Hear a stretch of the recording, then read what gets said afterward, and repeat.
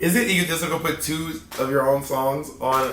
I mean, it's the place of my life, so I can put whatever the hell I want on it. Hello, Teen Vogue. My name is Bob the Drag Queen, and this is the playlist of my life. The Realness, RuPaul. What you feel, feelings are real. So this was the runway song for the season of Drag Race that I was on, and it was also the music video that I was in. So this song is just a really pivotal part of my career. It is where I got international recognition as a drag artist. It is so deeply tied to my life. I would say the Realness is like a house type, it's gay music. Like boom, boom, boom, boom. The Realness. Your tongue is blue? Whenever someone's tongue is blue, everyone else goes, why is your tongue? But what other reason besides I was eating candy has there ever been for why someone's tongue is a different color? Anyway.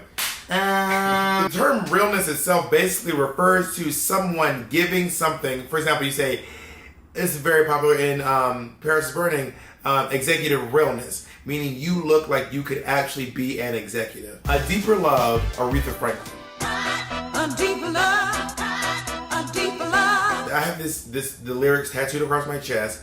This was my mom's favorite song growing up, and she just really loved this song. She would my mom had really short hair, but she would curl it every single day, and I would sit at the edge of the bathtub and listen to her sing into the curling iron. My mom can't sing, so she'd be like, people, let me tell you, I work hard every day. And here's the lyrics I love.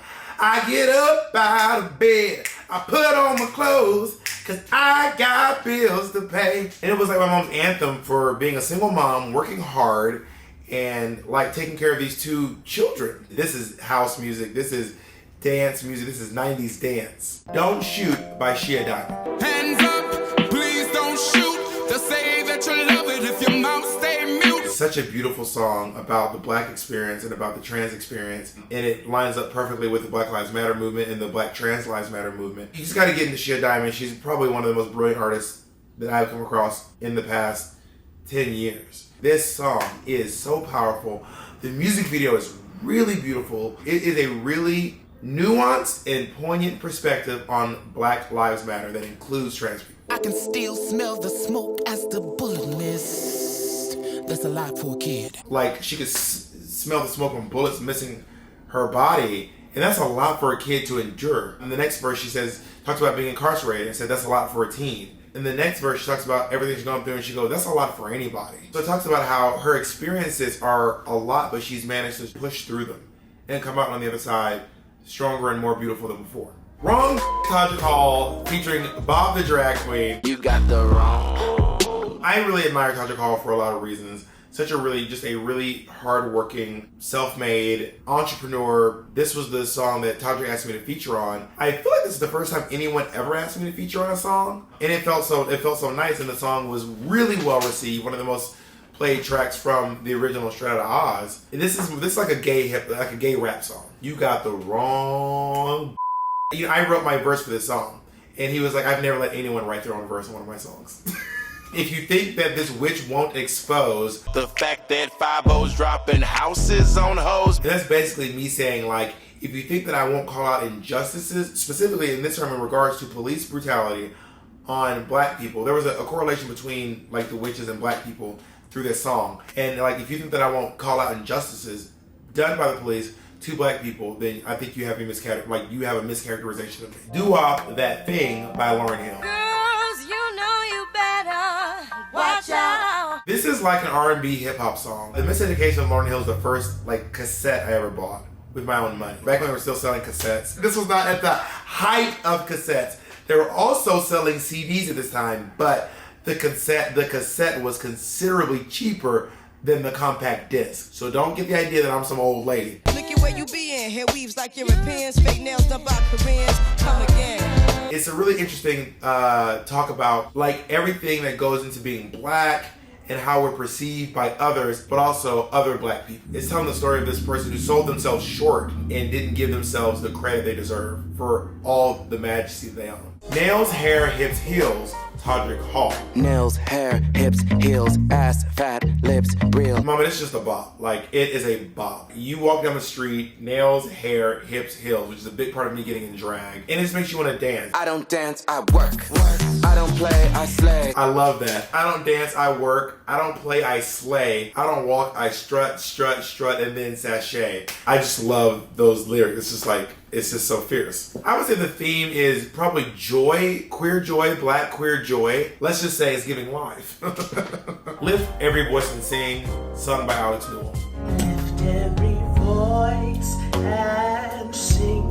The Negro National Anthem, also known as Lift Every Voice and Sing, also known as the Black National Anthem. Now, this song was written by James Weldon Johnson, and it was composed by J. Rosenman Johnson. It's such a beautiful song, and you know, recently my favorite rendition now is by Alex Newell, who recently sang it for the Black Queer Town Hall. It is not an official recorded version. It meant so much to hear it sang from someone who has a perspective that's similar to mine. Like, I've heard a lot of black people sing it, but like, hearing a black queer person sing it, I thought to myself, wow, I can feel the connection that we have in regards to this song.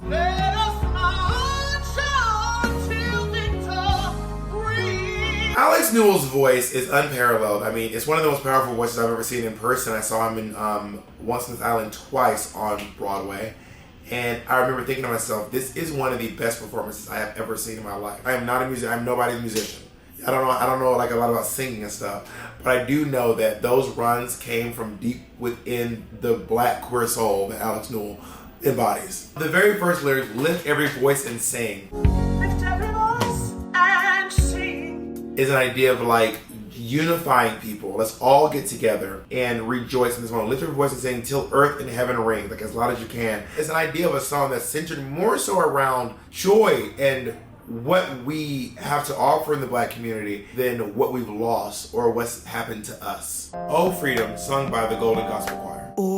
Oh, freedom. Oh Freedom, particularly sung by the Golden Gospel Singers, is a song that I discovered actually watching American Horror Story. The song stirred my soul to the point where I immediately Googled it to find this version. I mean, these lyrics speak for themselves. Before I'll be a slave, I'll be buried in my grave. it speaks of Harriet Tubman quotes I have a right to death or I have a right to liberty. If I can't have one, I'll have the other. There's something about freedom over everything else. There's a really famous quote that says, no one is more helplessly enslaved than the one who falsely believes they're free. And until you can recognize those things, like the bondage done to you, it's easy to assume that you've made it.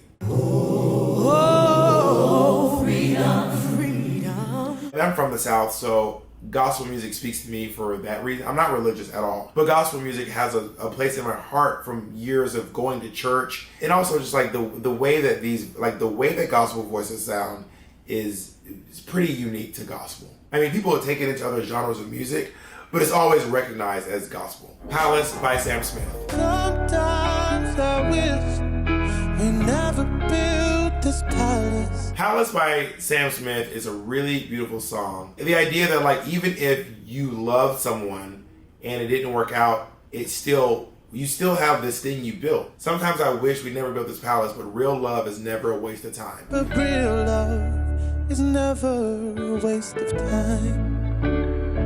I just remember thinking this song sounds beautiful, and I like this message. There's no when I go through a breakup, I've never gone through a breakup. I don't have any exes. But maybe by the time you all watch this, my relationship will have gone south. Who knows? Okay, my boyfriend did not find that funny. He is not laughing at all. Purse First by the icon, Bob the Drag Queen.